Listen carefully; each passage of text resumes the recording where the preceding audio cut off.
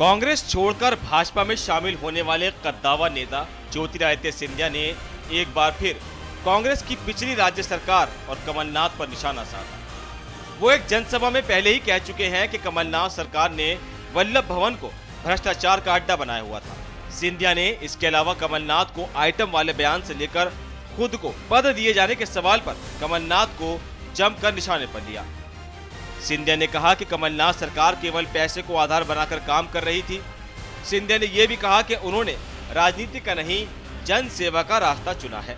मुझे पद की लालसा नहीं है, बल्कि मैं विकास के लिए काम करता हूं। कमलनाथ के आइटम वाले बयान पर सिंधिया ने कहा, इमरती देवी को आइटम कहने के बाद बचाव में कमलनाथ ने कहा था कि वो उनका यानी इमरती देवी का नाम भूल गए थे। जो आपके मंत्रिमंडल में था उसका नाम आप कैसे भूल सकते हैं? आप उसका नाम इसलिए भूले क्योंकि वो एक महिला है, दलित है। क्या यही उनकी और कांग्रेस की महिलाओं के बारे में सोच है? वो अहंकार से भरे हुए हैं और लोग इसे तोड़ देंगे। पद को लेकर किए गए सवाल पर भाजपा नेता ने कहा, मेरी विचार प्रक्रिया स्पष्ट है।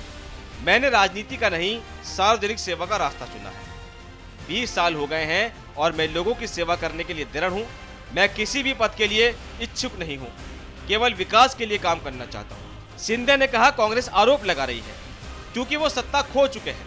वो मध्य प्रदेश की जनता से प्यार नहीं करते हैं और केवल सत्ता की बात करते हैं। कमलनाथ अब हर निर्वाचन क्षेत्र का दौरा कर रहे हैं, लेकिन सीएम के रूप में उन्होंने एक भी जिले का दौरा नहीं किया। उस वक्त पैसा ही उनकी एकमात्र चिंता थी, अब वो सत्ता के लिए वोट चाहते हैं।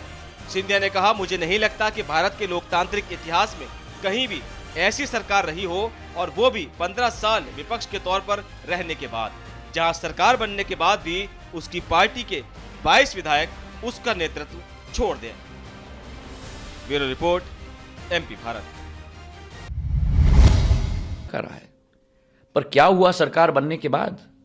सरकार बनने के बाद 15 महीने में इन्होंने एक भ्रष्टाचार का सरकार बनाया, एक ऐसा सरकार बनाया जहां केवल नोटों के आधार पर काम होता था।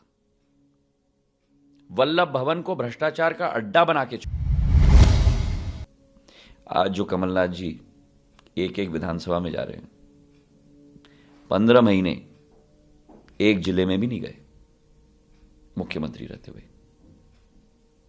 उस समय केवल नोटों की चिंता थी। आज जब ये चली गई है तो वोटों की चिंता हो गई।